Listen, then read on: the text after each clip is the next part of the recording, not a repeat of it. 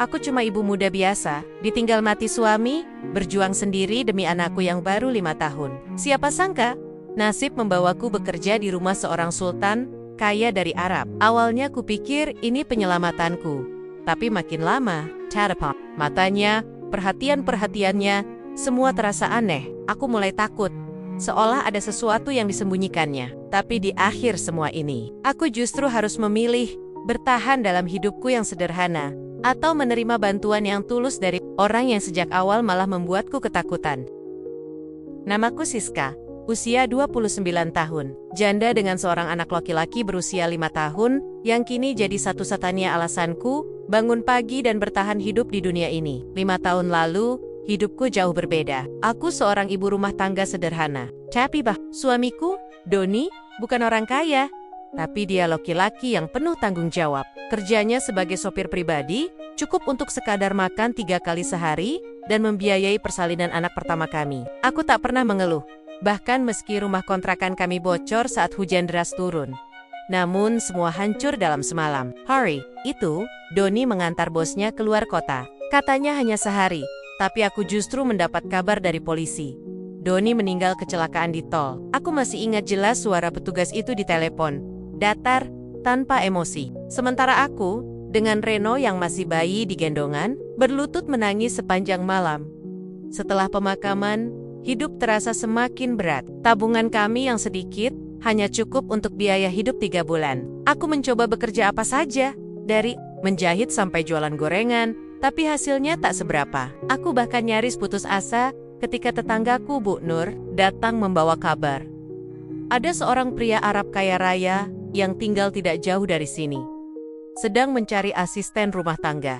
Orangnya baik kok, Siska, bukan tipe majikan galak, kata Bu Nur meyakinkanku. Aku tak langsung percaya, tapi ketika kulihat isi dompetku, hanya ada selembar uang 10 ribuan yang terselip di antara kartu vaksin dan foto almarhum Doni.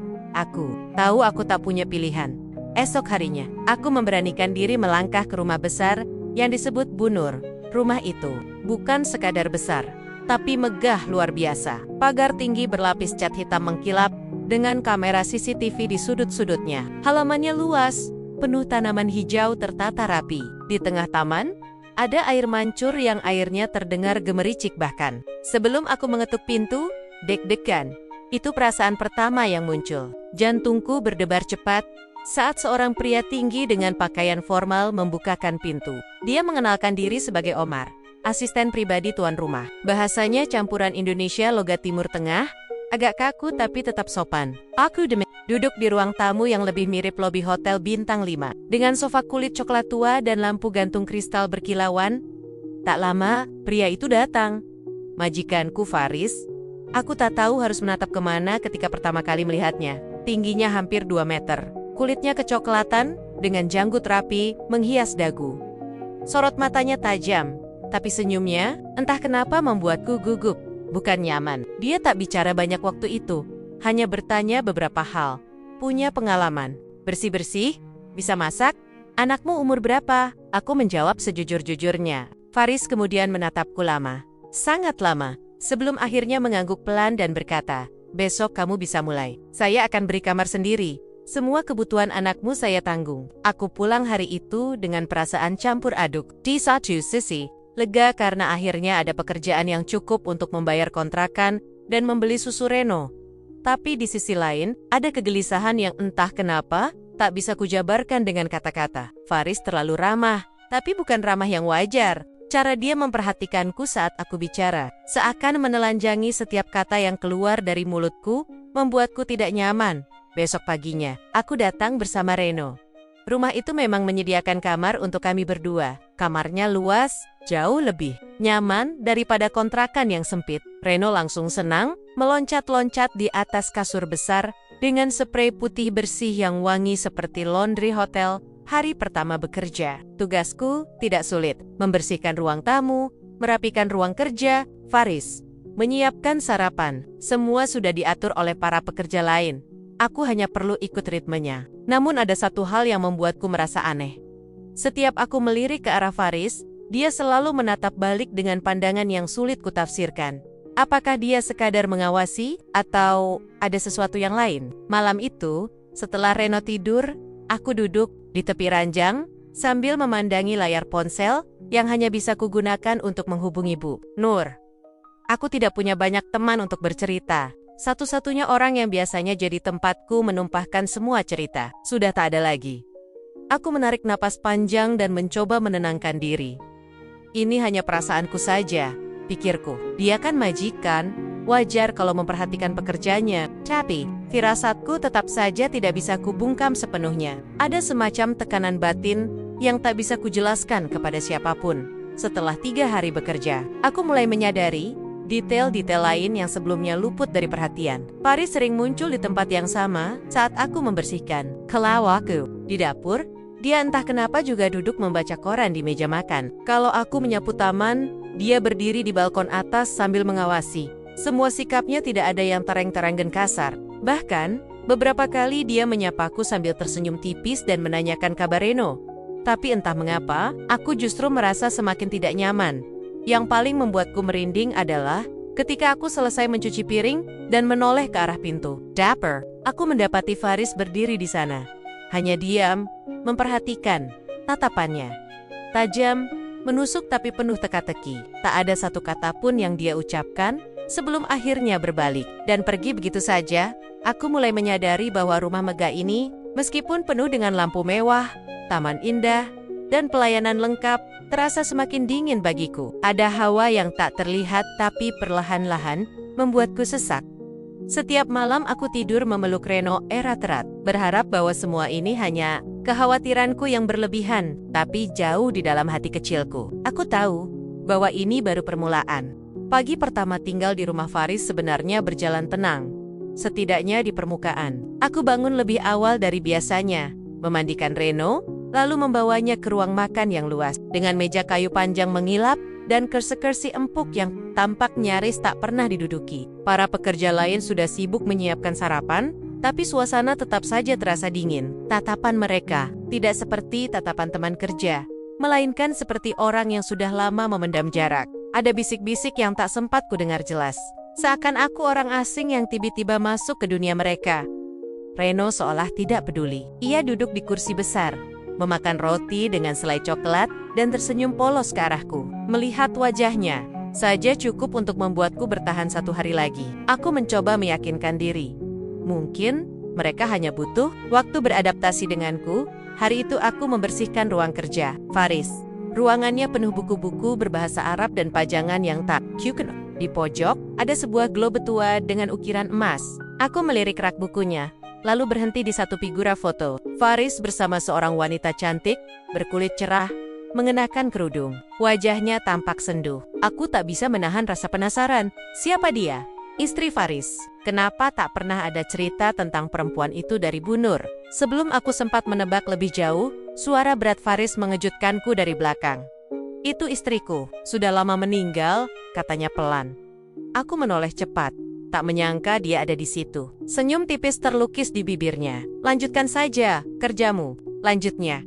Aku hanya bisa menunduk. Jantungku berdetak lebih kencang. Faris kemudian duduk di kursi kerjanya, memandangi layar laptop. Sementara aku berusaha membersihkan sadit-sadit ruangan, tanpa membuat suara sedikit pun. Tapi diam-diam aku merasakan sorot matanya. Sesekali terarah ke punggungku. Malam harinya, aku mendapati Reno bermain di taman belakang. Dia tertawa-tawa bahagia, mengejar seekor kucing putih yang entah milik siapa. Ketika aku duduk memperhatikannya, Faris muncul lagi. Kali ini dia membawa 2 gelas teh panas. Duduklah Siska, katanya sambil menepuk bangku di sampingnya.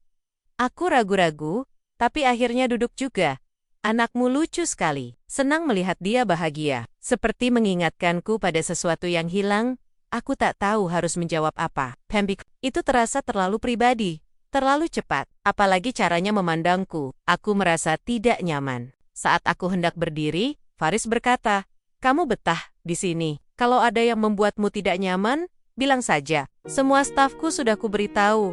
Kamu bukan pekerja biasa." Kalimat itu membuatku semakin bingung. Maksud ini apa bukan pekerja biasa? Kenapa dia bilang begitu? Hari-hari berikutnya, perasaan aneh itu makin menjadi-jadi. Faris kerap muncul tiba-tiba saat aku bekerja. Dia memberi perhatian khusus pada Reno. Bahkan sempat mengajak Reno naik mobil sport miliknya keliling kompleks rumah yang luas itu. Reno senang sekali, tapi aku justru semakin khawatir. Ada sesuatu yang tidak bisa aku pahami dari sikap Faris.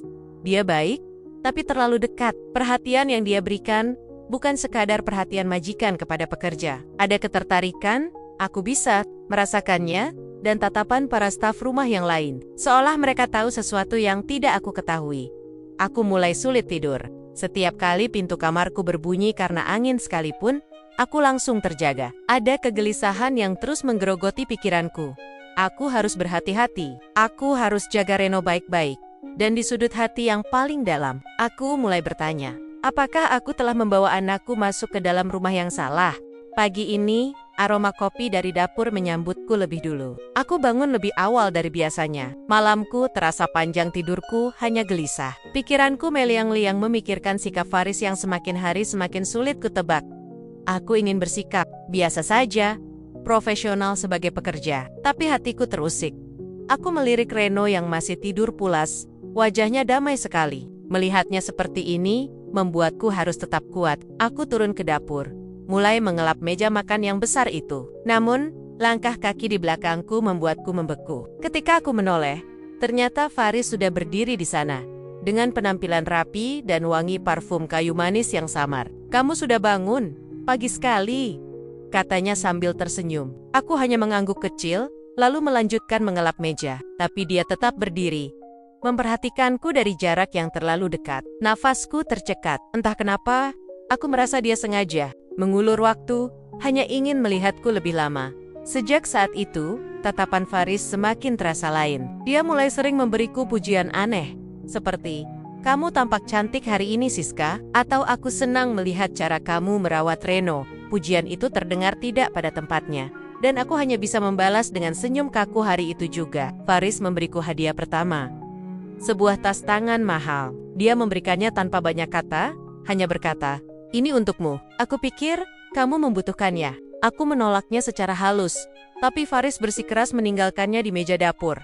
Aku merasa makin tidak nyaman. Aku mulai berhati-hati, menjaga jarak sebisa mungkin, menghindari berada sendirian di satu ruangan bersamanya. Tapi anehnya, Faris justru seperti sengaja menciptakan situasi agar kami selalu bertemu. Ketika aku menyiram taman, dia duduk di bangku taman. Saat aku melipat cucian, dia tiba-tiba muncul membawa buku di tangannya. Reno sendiri tampak senang dengan perhatian Faris. Dia sering menceritakan betapa serunya keliling halaman dengan mobil golf Faris, atau bagaimana Faris membawakannya mainan baru. "Mama, Om Faris baik banget loh," kata Reno suatu malam, membuatku semakin sulit untuk memutuskan sikap.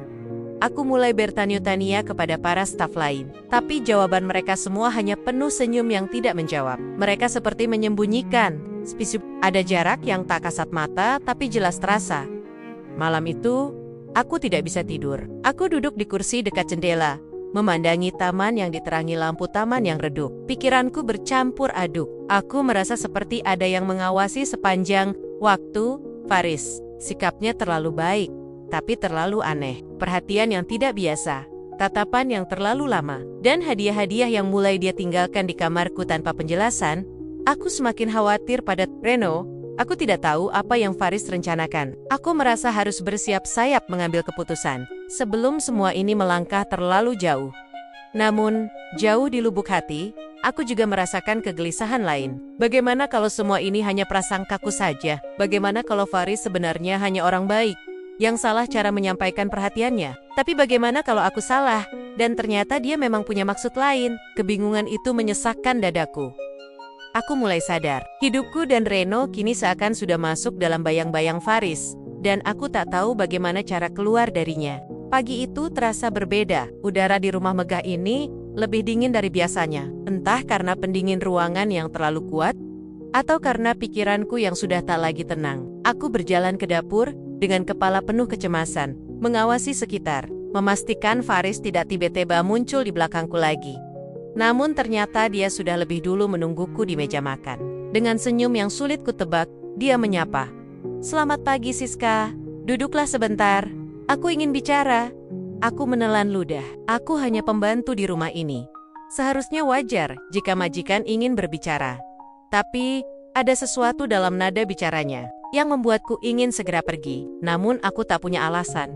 Jadi aku duduk di hadapannya dengan tangan gemetar, tanpa basa-basi. Faris menggeser sebuah kotak kecil ke arahku. Aku membelikan ini untuk Reno, katanya. Aku membuka perlahan. Di dalamnya ada jam tangan anak-anak yang mewah. Harganya mungkin setara dengan 2 bulan gajiku. Dan ini, lanjutnya sambil mengeluarkan sebuah amplop putih, sedikit tambahan gaji untukmu. Aku menghargai kerja kerasmu. Aku terdiam. Seharusnya aku berterima kasih, tapi aku justru merasa semakin terjebak. Kebaikan yang datang tiba-tiba ini terasa tidak wajar. Aku hanya mengangguk pelan dan berkata, "Terima kasih, Pak. Tapi Reno sudah cukup senang di sini tanpa hadiah mahal." Faris tertawa pelan. "Jangan sungkan, Siska. Aku hanya ingin kalian nyaman di sini." Tatapannya menembusku. Aku merasa ada maksud lain di balik ucapannya. Hari itu aku berusaha tetap bekerja seperti biasa, tapi pikiranku terus mengembara. Faris semakin sering muncul di tempot-tempot yang tak kuduga. Saat aku menyapu lorong, dia berdiri di ujung dengan secangkir teh. Saat aku membersihkan taman, dia duduk membaca buku di bangku taman. Sore harinya, aku menemani Reno bermain ayunan di halaman belakang. Faris muncul lagi, kali ini dengan membawa sebuah kamera. "Boleh aku memotret kalian?" tanyanya. Aku ragu, tapi Reno sudah lebih dulu berteriak, "Iya, Om Faris." Aku tak punya pilihan lain. Faris mulai mengambil gambar kami berdua, tapi aku bisa merasakan bahwa fokus kameranya lebih sering mengarah kepadaku. Malam itu, aku benar-benar tak bisa tidur. Aku duduk termenung di tepi ranjang, memandangi Reno yang sudah tertidur pulas dengan jam tangan barunya. Hatiku dipenuhi pertanyaan, apa sebenarnya yang Faris inginkan dariku dan anakku? Keesokan harinya, kecemasanku semakin memuncak. Faris mulai meninggalkan pesan-pesan aneh. Di dapur, aku menemukan secari kertas di meja. "Terima kasih sudah membuat rumah ini terasa hangat lagi." Aku terkejut. Pesan itu ditulis dengan tulisan tangan rapi, jelas milik Faris. Saat aku membersihkan ruang tamu, dia tiba-tiba berkata, "Siska, aku senang ada kamu di sini. Rumah ini tidak lagi terasa sepi." Aku hanya tersenyum kaku, berusaha menahan gemuruh di dadaku. Hari-hari berikutnya, tekanan itu semakin nyata. Para staf rumah semakin menjauh, bahkan mulai memperlakukanku seperti orang yang harus dihindari. Tatapan mereka dingin, seolah aku membawa aib atau rahasia besar yang tak mereka sukai. Aku merasa terasing. Setiap langkahku terasa diawasi, dan perhatian Faris justru makin menjadi. Aku mulai berpikir serius untuk pergi. Tapi bagaimana?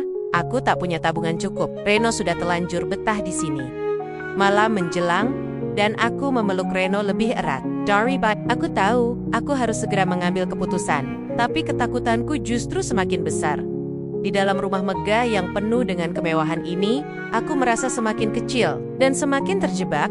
Aku berjanji pada diriku sendiri, jika satu hal saja lagi membuatku tak nyaman, aku akan pergi. Walau harus kembali hidup seadanya di kontrakan sempit. Aku hanya ingin Reno aman.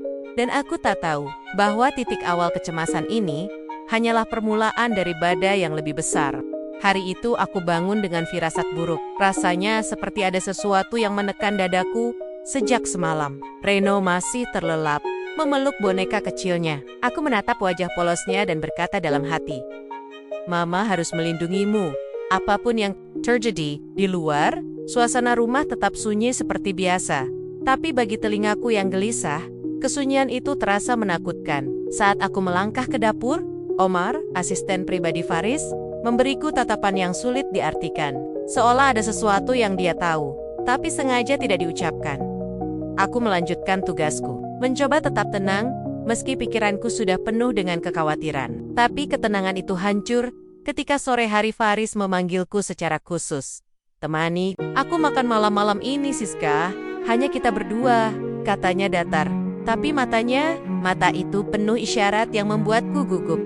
Aku ingin menolak, ingin mencari alasan apa saja, agar tak perlu duduk di meja makan bersamanya. Tapi kata-kata itu tak keluar. Aku hanya bisa mengangguk, meski jantungku berdetak tak karuan. Malam pun tiba. Aku duduk di meja makan panjang itu, hanya berdua dengan Faris. Suasana begitu hening, hanya terdengar denting alat makan dan sesekali suara renyah Reno yang bermain di taman bersama Oma. Faris mulai bicara, bercerita tentang kehidupannya yang sepi, tentang masa lalunya yang pahit, kehilangan istrinya karena sakit, jauh dari keluarga, dan betapa dia merasa kosong sebelum aku dan Reno datang ke rumah ini. Aku merasa rumah ini hidup lagi setelah kalian datang. Siska, terutama kamu, katanya pelan. Tatapannya menusuk mataku. Aku menunduk. Tak berani membalas tatapan itu. Hatiku makin tidak tenang. Aku sadar Faris mencoba membuka dirinya. Tapi cara dan waktunya membuatku semakin merasa terpojok. Kalau aku bilang, aku ingin mengurus kalian. Bagaimana? Katanya tiba-tiba. Dekota-kota itu terasa seperti jebakan. Aku hanya bisa berusaha. Tetap tenang, menjawab seadanya. Terima kasih, Pak Faris, tapi saya hanya ingin bekerja dengan baik di sini. Dia mengangguk pelan, tapi ada sorot kecewa di matanya. Makan malam berakhir dalam diam. Malam itu aku tidak bisa tidur. Aku duduk di pinggir tempat tidur sambil memeluk Reno erat-erat. Aku mulai merasa bahwa aku dan anakku harus segera keluar dari rumah ini. Keesokan paginya, aku mulai mengemasi barang-barang diam-diam. Aku tahu tak mudah pergi begitu saja, tapi aku tak peduli. Aku harus melindungi Reno. Aku harus pergi sebelum semua ini semakin dalam. Namun saat aku sedang melipat pakaian Reno, pintu kamarku diketuk perlahan. Suara Faris terdengar. Siska, aku bisa masuk? Aku terdiam, tak tahu harus menjawab apa. Ketukan itu terdengar lagi, kali ini lebih keras. Siska, aku ingin bicara baik-baik. Aku mohon, hanya sebentar saja, ucap Faris. Suaranya terdengar lebih lembut, tapi justru membuatku semakin takut. Aku berdiri di depan pintu, mencoba menenangkan diriku. Tapi sebelum sempat kubuka, pintu itu terbuka perlahan, dan Faris sudah berdiri di sana dengan ekspresi yang sulit kubaca. Dia memandangku lama, lalu berkata, "Aku tahu kamu takut padaku, tapi aku ingin kamu tahu yang sebenarnya." Hatiku bergetar. Aku belum siap mendengar apapun. Aku hanya ingin pergi. Dan malam itu, aku benar-benar merasa ketakutan telah memuncak. Aku merasa terkurung dalam rumah megah ini. Dan aku tahu, keputusan harus segera kuambil. Aku harus melindungi Reno, apapun risikonya. Pagi itu, aku sudah bulat tekad. Ini harus jadi hari terakhirku di rumah ini. Aku bangun lebih cepat dari biasanya. Memastikan Reno juga sudah siap. Kupilih pakaian sederhana, agar tak menarik perhatian. Koper kecil berisi pakaian seadanya sudah kuselipkan di balik lemari semalam. Semua terasa seperti rencana pelarian yang diam-diam tapi mendesak. Aku menatap Reno yang duduk di pinggir ranjang dengan wajah polosnya. "Reno, nanti kita jalan-jalan ya, tapi jangan banyak tanya dulu," bisikku lembut. Dia hanya mengangguk dengan mata berbinar, tidak tahu apa yang sebenarnya kurencanakan. Aku menunggu momen ketika Faris sibuk atau tidak ada di rumah. Namun, ketakutanku menjadi nyata. Faris justru lebih banyak muncul hari itu. Seolah dia tahu aku berniat pergi. Setiap aku bergerak, dia selalu ada di dekatku. Di ruang makan, di taman belakang, bahkan di lorong menuju pintu utama. Sore menjelang. Aku tak tahan lagi. Aku membawa Reno keluar kamar dan menyeret koper kecil kami pelen-pelen menuju pintu samping. Rumah yang jarang dipakai. Jantungku berdegup kencang. Keringat dingin mengalir di pelipis. Namun tepat ketika tanganku menyentuh gagang pintu, suara berat itu terdengar di belakangku. "Mau kemana, Siska?" Aku membeku. Kupalingkan wajah pelan-pelan. Faris berdiri tak jauh dari kami. Tangannya menyelip di saku celana. Wajahnya terlihat tenang, tapi ada tatapan dalam yang sulit ditebak. "Maaf, Pak, saya hanya ingin keluar sebentar," kataku terbata-bata. Faris melangkah pelan mendekat. Reno yang berada di sampingku justru menyambutnya dengan senyum ceria. "Om Faris, kita mau jalan-jalan," katanya polos. Faris berjongkok, membelai kepala Reno dengan lembut, lalu memandangku lama. "Siska, aku tahu kamu merasa tidak nyaman beberapa hari ini, tapi bisakah kita bicara baik-baik sebelum kamu memutuskan sesuatu?" Suaranya terdengar tenang. Tidak ada nada marah, tapi justru itu yang membuatku semakin bingung dan takut. Aku tidak menjawab, aku hanya ingin pergi. Namun Faris kembali berkata, "Aku tidak akan menahanmu, Siska. Tapi aku ingin menjelaskan sesuatu. Kamu berhak tahu sebelum memutuskan pergi." Aku merasa terpojok. Di satu sisi, aku ingin segera keluar dari rumah ini. Di sisi lain, ada bagian dalam diriku yang penasaran. Apa sebenarnya yang ingin dia katakan? Akhirnya, aku mengalah. Aku mengajak Reno kembali ke kamar, lalu duduk di kursi sementara Faris berdiri tak jauh dariku. Dia menghela napas panjang, lalu berkata, "Sejak awal kamu datang, aku memang punya perhatian lebih. Aku tahu kamu berjuang sendiri membesarkan Reno. Aku tahu semua itu dari Bu Nur, tetanggamu. Aku hanya tidak tahu cara yang tepat menunjukkan niatku. Aku ingin membantu, tapi aku sadar, caraku selama ini justru membuatmu takut." Kata-katanya membuatku terdiam. Faris melanjutkan, "Siska, aku tidak punya niat buruk. Aku hanya merasa kesepian. Rumah ini terlalu sunyi." Reno mengingatkanku pada anak yang dulu hampir kumiliki bersama istriku. Aku merasa ada keluarga lagi di sini. Hatiku bergetar mendengar pengakuan itu. Semua perhatian, hadiah-hadiah, tatapan yang membuatku gelisah. Mungkin hanya caranya sendiri mengungkapkan kepedulian. Tapi tetap saja, aku merasa terjebak dalam situasi yang tidak pernah kuduga. Faris berdiri, menatapku dengan tatapan yang tidak lagi misterius, tapi lebih seperti seseorang yang menyesal. "Maafkan aku, Siska. Kalau kamu mau pergi, aku tidak. Eken mensega, aku hanya ingin kamu tahu. Aku benar-benar ingin membantu kalian, bukan sebaliknya." Aku hanya bisa duduk terpaku. Tubuhku gemetar, bukan lagi karena takut, tapi karena bingung. Semua prasangkaku selama ini seolah runtuh dalam sekejap. Tapi luka dan ketakutanku masih nyata. Malam itu, untuk pertama kalinya aku melihat Faris meninggalkan ruangan dengan kepala tertunduk. Tidak ada lagi sorot mata tajam yang selama ini membuatku gelisah. Hanya ada lelaki yang terluka, sama sepertiku. Dan aku tahu, pilihanku belum selesai. Aku harus memutuskan, menerima bantuannya yang tulus, tapi salah cara, atau tetap memilih jalan mandiri, meski penuh kesulitan. Malam itu terasa panjang. Setelah percakapan singkat dengan Faris, aku duduk di ranjang memeluk Reno yang sudah tertidur pulas. Hati dan pikiranku bercampur aduk, antara lega dan takut. Kata-kata Faris terus terngiang. "Aku hanya ingin membantu. Aku merasa ada keluarga lagi di sini." Pagi harinya aku bangun dengan perasaan berat. Aku memutuskan untuk bertahan 1 hari lagi, hanya untuk mengamati. Aku ingin memastikan, apakah Faris benar-benar tulus, seperti yang dia katakan, atau justru ada sesuatu yang lain.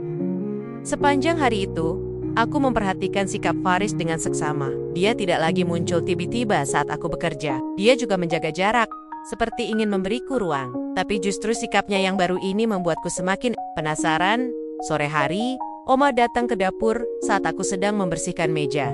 Dia berbicara pelan, hampir berbisik, "Nyonya, maksud saya, Siska, Tuan Faris itu sebenarnya orang baik. Semua yang dia lakukan hanya karena dia merasa punya hutang budi pada almarhum suamimu." Aku terkejut. "Hutang budi? Maksudnya apa, Omar?" tanyaku cepat. Omar menghela napas panjang. "Mungkin Tuan Faris belum cerita. Suamimu dulu pernah menolong beliau saat kecelakaan beberapa tahun lalu. Suamimu yang menolong Faris di jalan tol. Mereka berteman singkat setelah itu. Faris tahu semua tentang kondisi keuangan keluargamu setelah suamimu meninggal. Dia ingin membalas kebaikan itu, tapi tidak tahu caranya." Dunia serasa berhenti sesaat. Hatiku berdebar keras. Jadi, selama ini perhatian Faris bukan karena niat buruk, tapi karena rasa terima kasih. Semua ketakutanku seakan dibenturkan pada kenyataan baru yang tidak pernah kubayangkan. Malamnya, Faris mengetuk pintu kamarku lagi. Kali ini hanya untuk menyerahkan sebuah dokumen. "Siska, aku sudah menyiapkan tabungan masa depan untuk Reno. Semua ini sebenarnya yang ingin aku sampaikan sejak awal. Tapi caraku yang bodoh membuatmu takut," katanya dengan wajah tulus. Aku menerima dokumen itu dengan tangan gemetar. Di dalamnya tercatat rekening dengan jumlah yang lebih dari cukup untuk menjamin pendidikan dan kehidupan Reno kelak.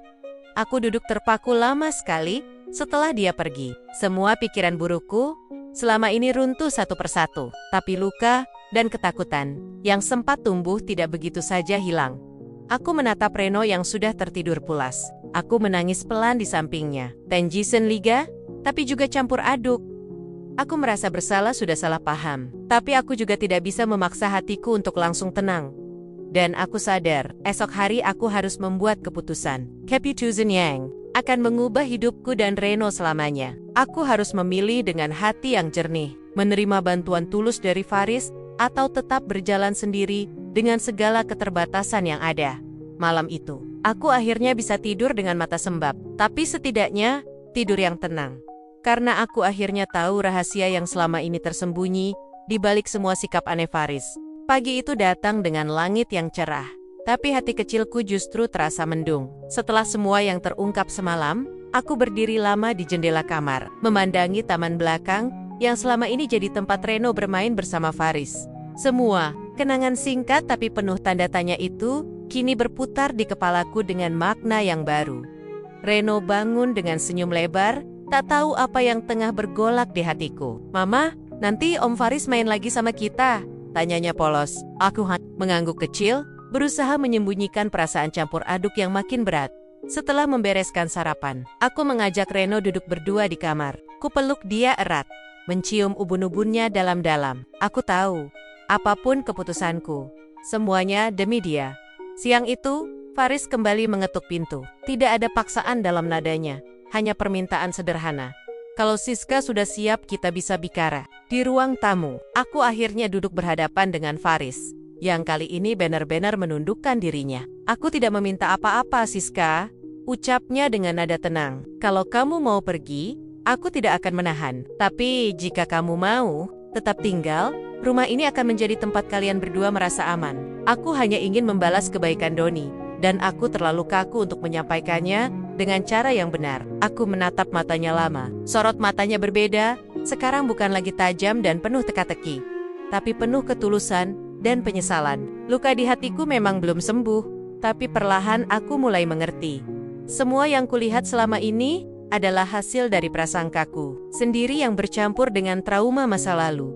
Aku menarik napas dalam-dalam. "Pak Faris, saya berterima kasih atas semua niat baik ini, tapi saya juga butuh waktu. Waktu untuk menata perasaan saya, dan untuk memastikan keputusan ini bukan karena keterpaksaan atau hutang budi. Saya ingin Reno tumbuh dengan bahagia, tapi juga dengan rasa aman dan nyaman. Izinkan saya pergi dulu, dan mungkin suatu saat nanti kita bisa bertemu lagi dengan cara yang lebih baik." Faris hanya mengangguk pelan, tanpa mencoba menahanku. "Kamu perempuan yang kuat, Siska. Dan Reno anak yang luar biasa. Kalau kamu butuh apapun, rumah ini tetap terbuka," katanya tulus. Aku berdiri sambil memeluk Reno erat-erat. Dengan langkah mantap, aku berjalan keluar rumah megah itu. Ada kelegaan yang aneh di dadaku. Aku akhirnya bisa keluar bukan karena lari ketakutan, tapi karena aku sudah berani memilih jalan sendiri. Di depan gerbang, aku menoleh sekali lagi. Faris berdiri di teras, mengangkat tangannya dengan senyum tipis. Senyum yang berbeda, senyum yang kini kupahami sebagai ungkapan tulus, bukan lagi misteri. Aku tahu perjalanan ini belum selesai, tapi aku juga tahu aku sudah membuat keputusan yang benar. Jalan ke depan mungkin tidak mudah, tapi untuk pertama kalinya, aku merasa benar-benar berdaulat atas hidupku sendiri. Dan Reno, dia menggenggam tanganku erat, seolah berkata tanpa suara, "Kita bisa, Ma."